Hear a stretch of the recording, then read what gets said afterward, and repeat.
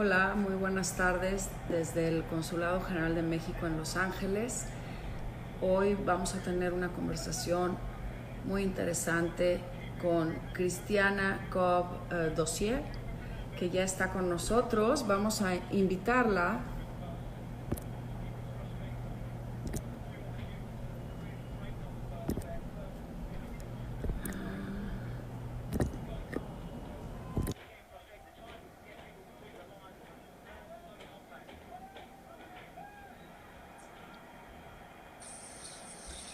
Hello. How are you, Christiana?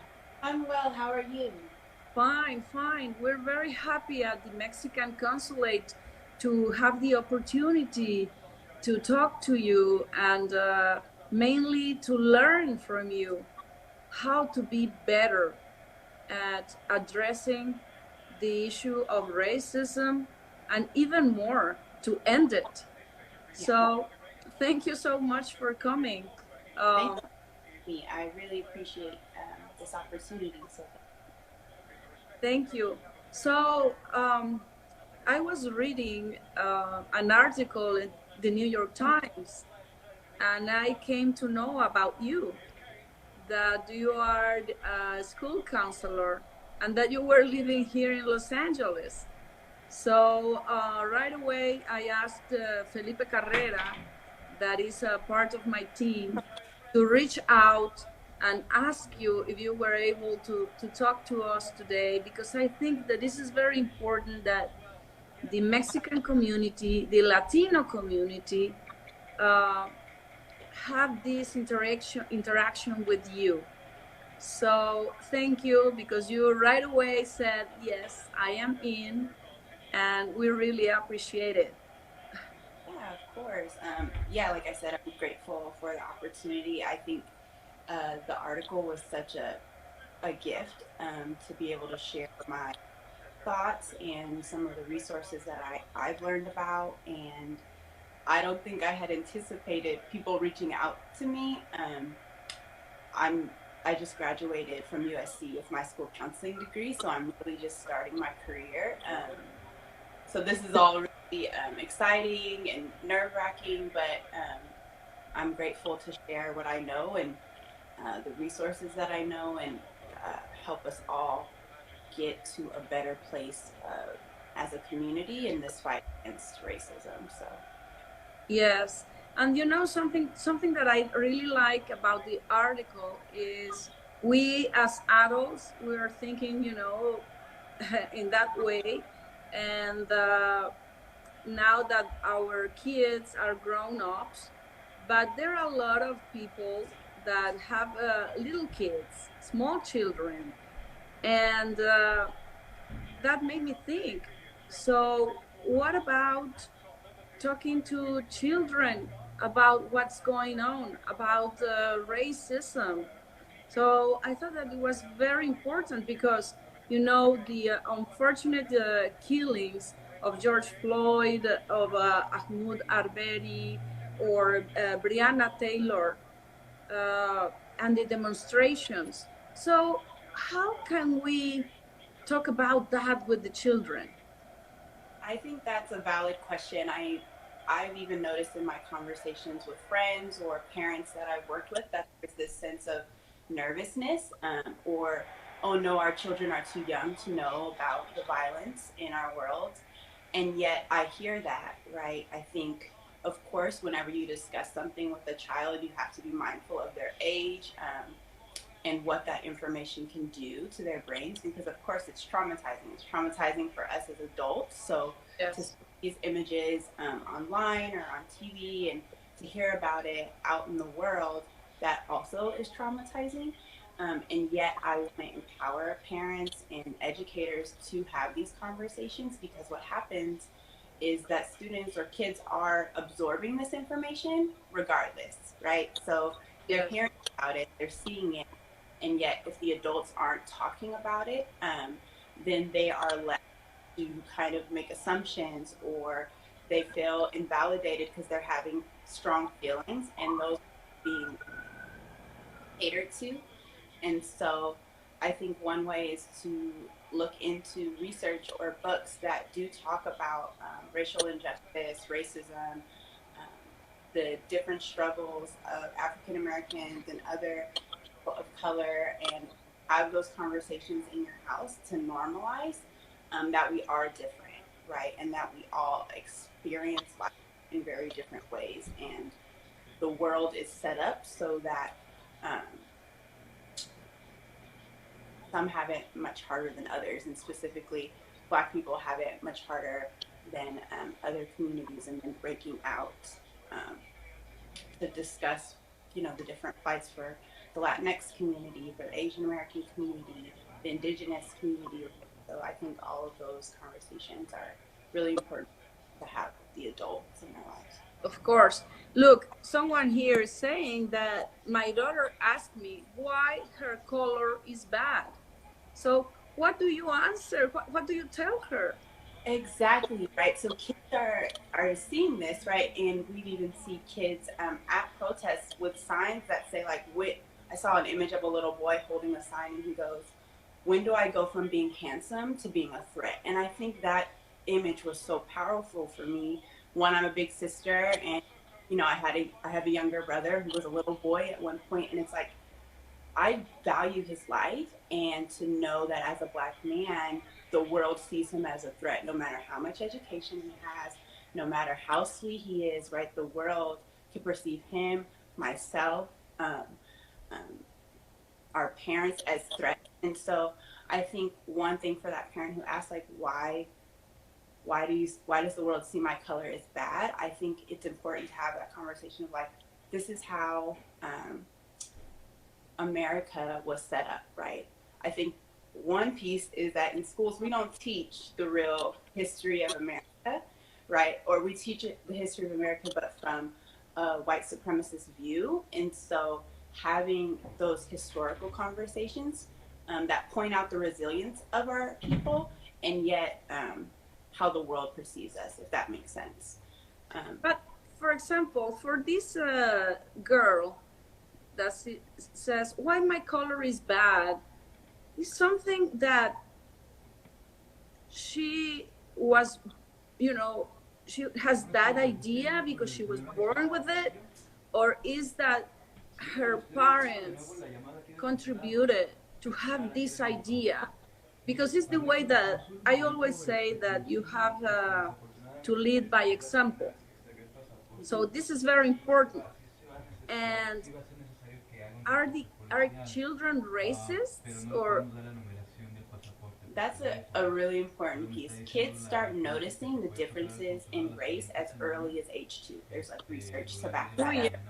Yeah, 2 years old, they start to notice the differences in race. And even by age 3, they have like, they're able to distinguish which playmates they choose. They may start choosing playmates based on their race. And so I think a piece of it is the way that the world perceives people. So a lot of the images on TV, when we see images of bad people, they are often those with darker skin, Black people, or Mexican Americans, or indigenous folk, right? So the images that children even receive in cartoons or on the news, the bad guy is often someone, is a person of color, right? Mm-hmm.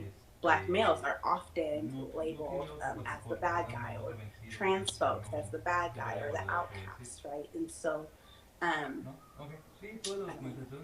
but I think one part is for parents to have that conversation. So when that child asks, why is my color bad? Ask them, what makes you think that? Or what is making you ask that question, to see where they kind of got it from. I don't think children are born racist, but they live in a racist world. So they pick up these cues, and how adults respond, that's what they're picking up on. Yeah. Yeah, because I saw an experiment with the kids, but these were like 6, 7 years old kids, and they were showing a baby, you know, a toy, a doll.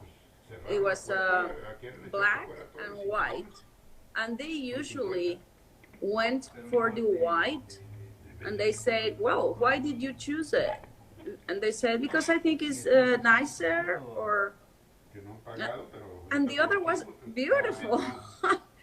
And they were like with this assumption that was a bad thing, you know.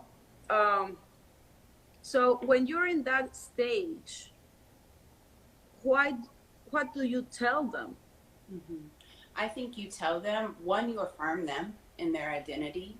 You affirm them in their race, in their culture, in their ethnicity. Because what you see for that kid who's saying, like, my color is bad, it's clear they don't have enough images that their color is good, right? So I think it's good for parents to even think of the books that their children are reading or that they're reading to their kids. So they have books that celebrate different ethnicities, different races, different cultures, different genders. Do they have TV shows or movies that they're promoting? And when those ideals are pushed, that whiteness is better, right? Or anti-blackness, when those ideals are being pushed in the media or things that they're seeing, are they talking to their kids about that? Because often we see anti-blackness in all the things that we're watching or consuming, and yet the adults aren't saying anything. So that puts the idea in the kid's mind, oh, this is how it's supposed to be. I'm supposed to think that white is good because the white neighborhoods, they're the nicest, they're the prettiest, right? Oh, the images of beauty on TV are white women.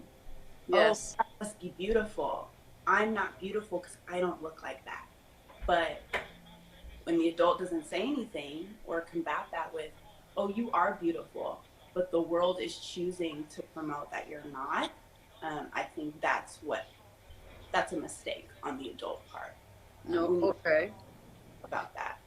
Yes, definitely. And so arts, culture, and education are very important elements to help to end with racism, right? That definitely helps. It's a step for sure. Addressing our own bias, our own internal views, our own anti-blackness, right? I think specifically the Black Lives Matter movement, we're seeing a big push for it right now, but this movement's been around for a while, and a lot of people were saying, oh, all lives matter, all lives matter. And we find that phrase very problematic because it's negating the fact that Black lives don't matter in our society. So all lives clearly don't matter if Black lives are not part of that all. And we see that they're not. So we have to confront those. You're telling me that this movement have been for so long. So what do you think about the momentum? Do you think that now is really the opportunity to shape a different future? I think the momentum is super important. I think there's a reason why we're seeing such movement. If you think about it, this COVID has been awful, right, for our whole world. And yet, at the same time, we've all been experiencing the devastation of COVID. I think it brought to light the many disparities in our communities, right? The lack of resources in Black communities, the fact that African Americans were dying at much higher rates from COVID, often essential workers, often having health concerns based on where we live, the kinds of, or the lack of health services, all of those things, right? So COVID brought a lot of that up. And at the same time, many of us are unemployed, right? I was a teacher's assistant as I was finishing up my program. And when schools closed, I lost my job. And so I've been at home. So we've been watching all of the injustice in a way that maybe we haven't paid as much attention to before, or people haven't paid as much attention to. And their ability to be more politically active because they're not at work. When a protest happens at 10 o'clock, people are often at work. Yes, that's true. Yes. We're out in the streets. We're pushing for change where before folks maybe didn't have that flexibility or were unable or choosing not to pay attention. But it's hard to pay attention, I think, right now because of the fact that we have been quarantined. We've all been going through this together. And so I think Right. So as we're in this really interesting space, I think it's created um, an opportunity for us to push hard as we've been pushing for folks to get well physically from COVID. We're also pushing for our system to be well as a whole. Of course. So specifically, what are you doing now? So what I've been doing personally, I really agree with the push in LA to defund the police, because I think it's really important. I've been following Black Lives Matter LA, the People's Budget, and other organizations that have been pushing for the People's Budget, because I think that's a huge piece, right? Of course, we know the whole system is jacked up, but I think the criminalization of Black people, brown people, and people of color is huge, right? And all the funds that we're giving to police brutality essentially is harming us. That's why it's harder for us to get health services. That's why it's harder for us to get homes. I'm an educator, so I care about schools. That's why some kids couldn't get laptops, right? Because there's no funds for their schools.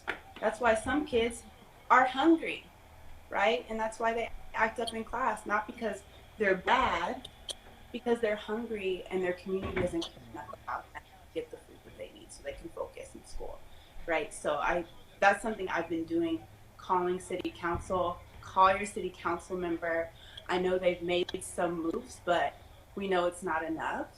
We need real change. We need to abolish the system and start over and really care about public safety. Other things I've been doing, I've been reading. I've been reading a lot, y'all. I have been researching even more so than before on different practices, on ways to help our kids understand these big topics, on how to even talk to our family members.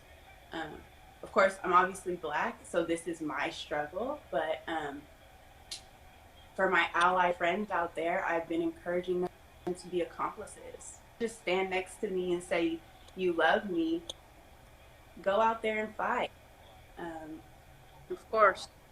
Talk to be committed. your city council. Of course.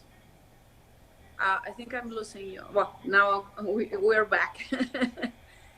And I want to ask you something about, you said about intersectionality. That is, when you are woman, you are poor, and you are brown or you're Black, how do all these factors play, and how can we help and assist to change that? That's a really important question. So yes, we all live in different intersections, right? So one, I think it's important to notice the intersections in yourself, and two, look at, going back to bias, what biases do you have within your own community, and how do you also see those biases play out in other communities? So for instance, I'm also queer, married to a woman, so that when we say all Black Lives Matter, like that is a piece of identifying that trans and queer folks within the Black community have suffered in the midst of this movement, right? So though we have been out there for Black Lives Matter, saying our lives matter, when a trans woman specifically is killed, we don't see the large movements that we see, like we see when a Black man is killed, right? Mm-hmm.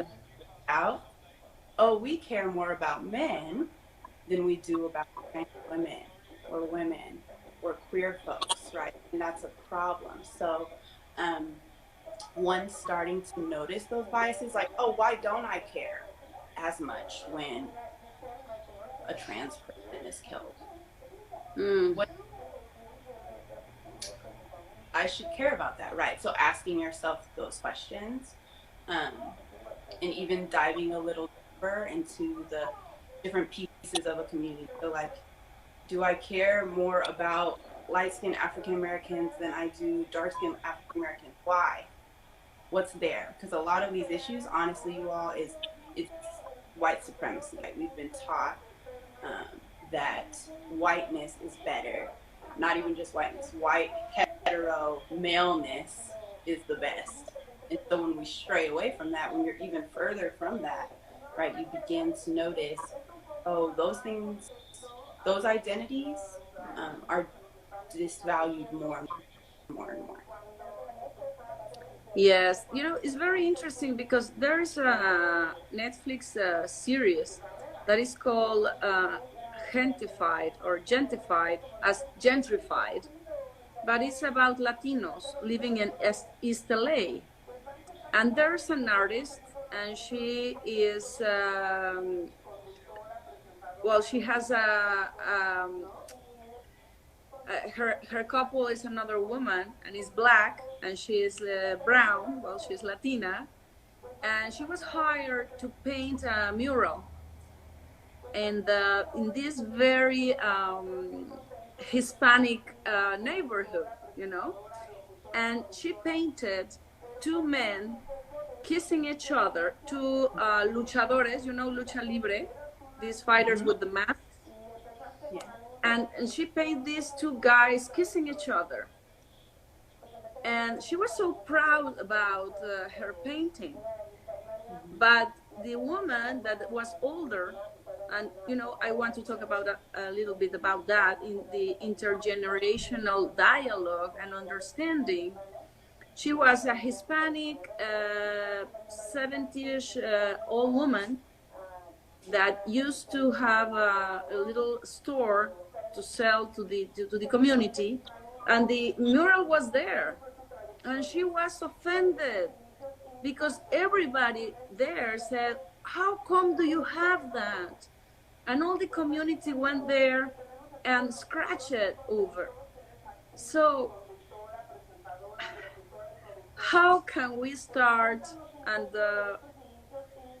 what advice can you give us here at the Mexican consulate, that we have this opportunity to reach out to the community, the importance about respect, the different views and the differences among us? Mm-hmm. I think workshops, town halls, small groups, even, obviously right now we are still social distancing, but having different spaces for folks to share their story. I also have a background in journalism, so I really value someone's individual story. And I think one part of that is hearing or listening, right, to someone. So for the woman who was offended, I would want to know what about this is offensive to her, right? What is it bringing up for her? And then for those in the community, because I'm sure there were some who finally felt seen by her mural, for them to hear each other's stories, I think is very powerful. But if you're going to do that, obviously you need to be ready to listen. So a part of that comes from reflection. So during this time, as we kind of have this momentum, as folks are trying to be better allies, as people are trying to be informed, having that self-reflection piece of like, what are the things that bother me the most?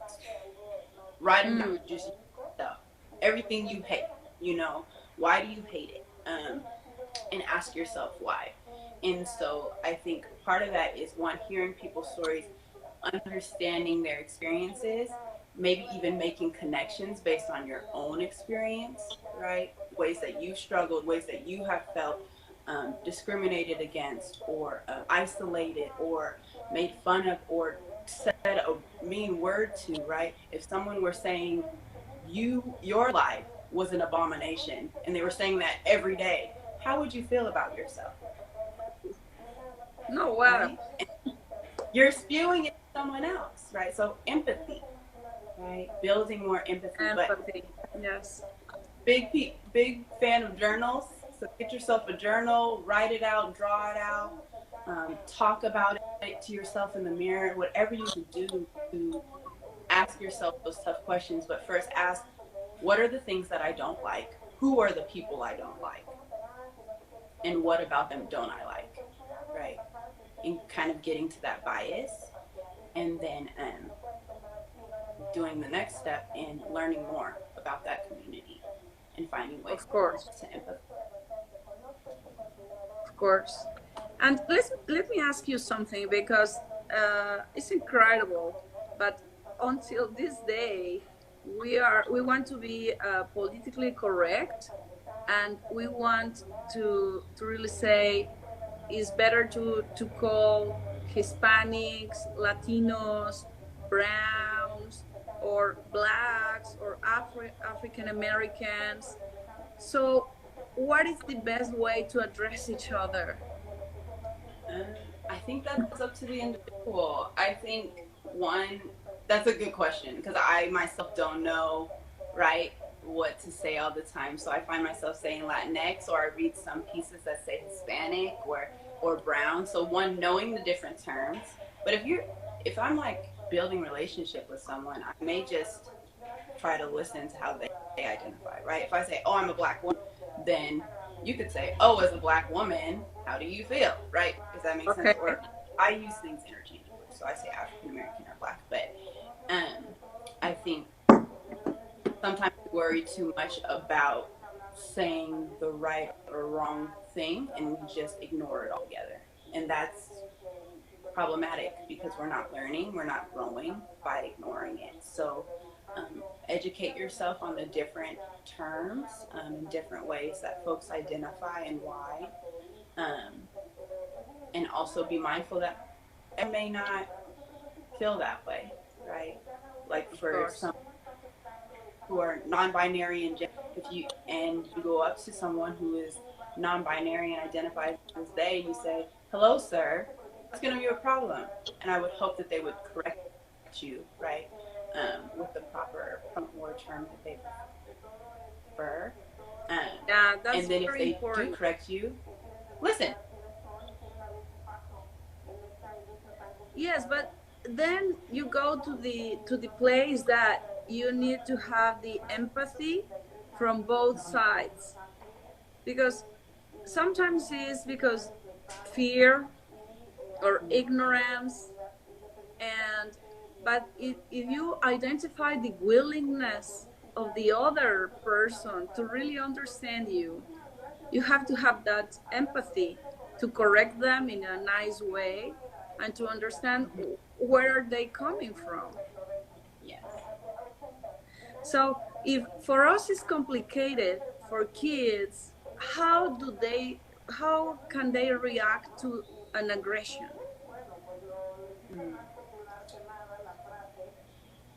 So I'm going to paint a picture. You tell me if I'm painting the right picture. Let's say they're at school, and let's say a kid wearing a Black Lives Matter shirt, right? Okay. Let's say that kid is not Black, right? Let's say that they're Asian and they have a Black Lives Matter shirt because they've been a great ally, trying to be an accomplice. And a kid comes up to them and they're like, Black Lives Matter, all lives matter, or something like that, right? Because kids say things like that. I think the kid has had the conversation at home. One way is to give the kid the language. So if someone comments about your shirt, you can say, oh, I believe that Black Lives Matter because in our world, they're mistreated more than other people. So I want to help my friends who are Black, and I'm kind to folks, right? So those are words that kids can say. Also, as an adult, if you hear that language, it's your responsibility to step in. Hey, I heard you comment on his shirt. Was your tone kind?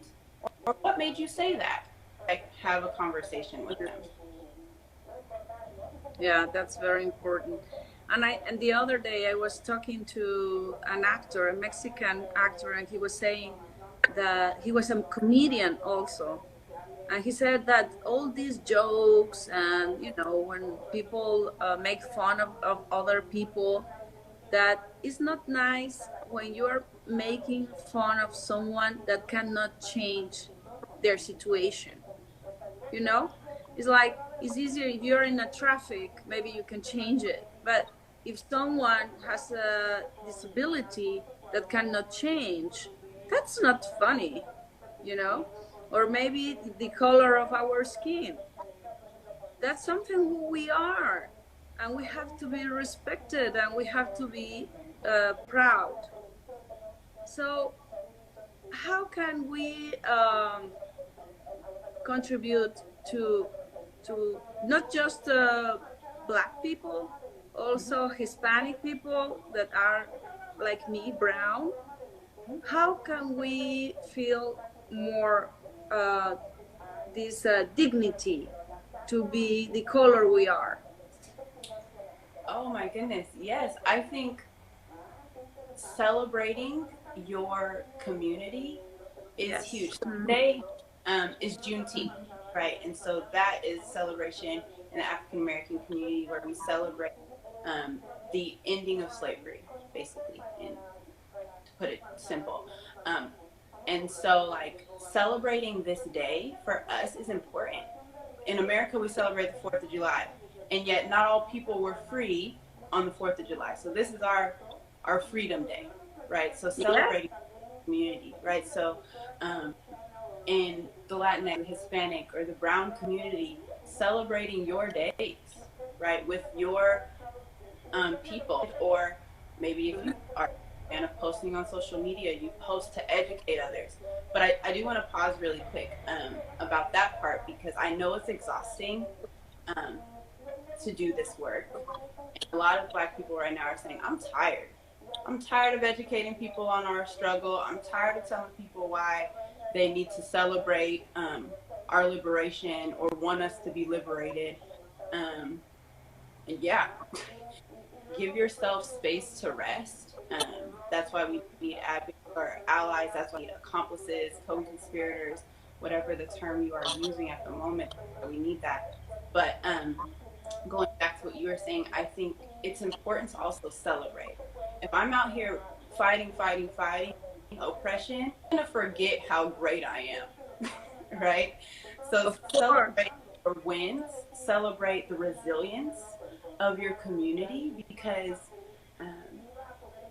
Black, Indigenous, and other people of color, Hispanic, Latinx, brown folks, we have been through so much in all of our respective struggles, and yet we're still here, right? We haven't gone anywhere.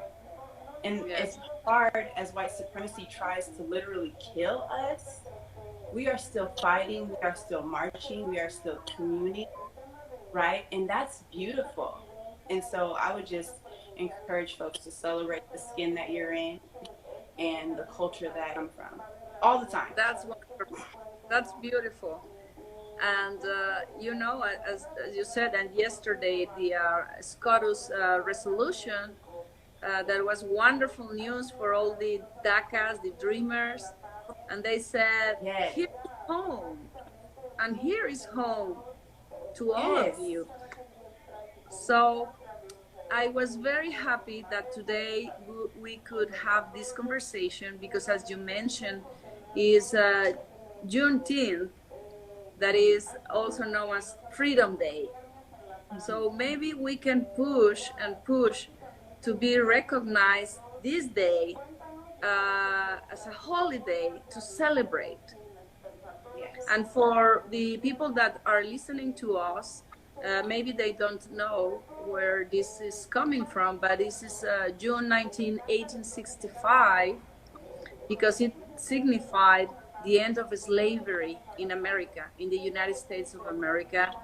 And Texas was the last state to do it. So this June is June 19th, and we celebrate with you Freedom Day, and we're very happy. And well, just to finish, Christiana, two things. I would like to invite you to be an ally to the Mexican consulate, to build this bridge of understanding with the Latinos, the Hispanics, the Browns, and you. So that will be fantastic if you accept, maybe, you know, later when we pass through this pandemic, the pandemic, and so that will be fantastic. We can have these conversations, cross-cultural, intergenerational. And the second thing is just send us a message.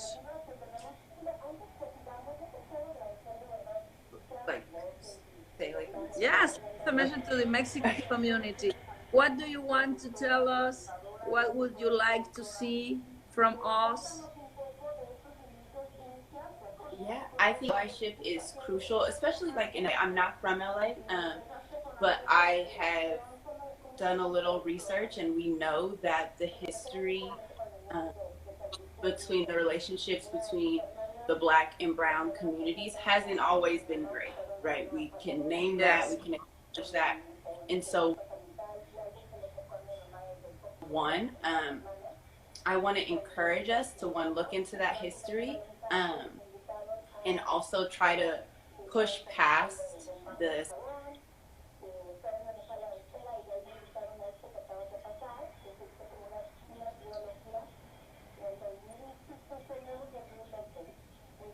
Okay. Well, thank you. Thank you so much. Yeah, we're back. So, thank you for your willingness, your generosity, Christiana. I think this was wonderful to get to know more, and we're starting in this moment. We're starting to build this bridge. Awesome. I'm so excited, and I know that be working together in this will only get us closer to where we want to be. So, thank you. Thank you, Christiana. Take care. You too. And happy Juneteenth. Thank you. Thank you.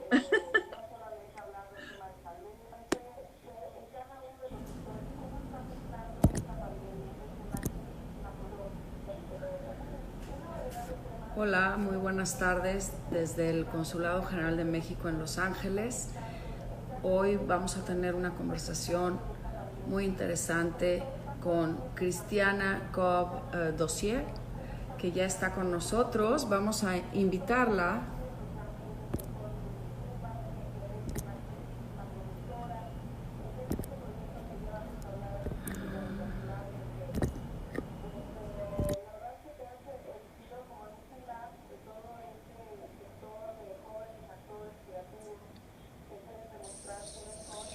Hello.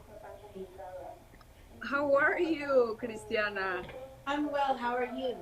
Fine, fine. We're very happy at the Mexican consulate to have the opportunity to talk to you and mainly to learn from you how to be better at addressing the issue of racism and even more to end it.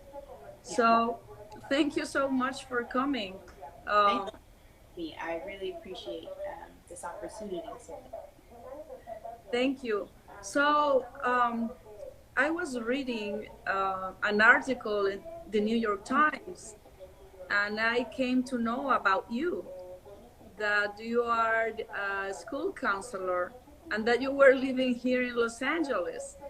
So right away I asked Felipe Carrera, that is a part of my team, to reach out and ask you if you were able to talk to us today, because I think that this is very important, that the Mexican community, the Latino community, have this interaction with you. So thank you, because you right away said, yes, I am in, and we really appreciate it. Yeah, of course. Yeah, like I said, I'm grateful for the opportunity. I think the article was such a gift to be able to share my thoughts and some of the resources that I've learned about. And I don't think I had anticipated people reaching out to me. I just graduated from USC with my school counseling degree, so I'm really just starting my career. So this is all really exciting and nerve-wracking, but I'm grateful to share what I know and the resources that I know and help us all get to a better place as a community in this fight against racism. So Yes. And you know, something that I really like about the article is we as adults, we're thinking, you know, in that way. And now that our kids are grown ups, but there are a lot of people that have little kids, small children. And that made me think, so what about talking to children about what's going on, about racism? So I thought that it was very important because, you know, the unfortunate killings of George Floyd, of Ahmaud Arbery, or Breonna Taylor, and the demonstrations. So how can we talk about that with the children? I think that's a valid question. I've even noticed in my conversations with friends or parents that I've worked with that there's this sense of nervousness or, oh no, our children are too young to know about the violence in our world. And yet I hear that, right? I think, of course, whenever you discuss something with a child, you have to be mindful of their age, and what that information can do to their brains, because of course it's traumatizing. It's traumatizing for us as adults. So to see these images online or on TV and to hear about it out in the world, that also is traumatizing. And yet I want to empower parents and educators to have these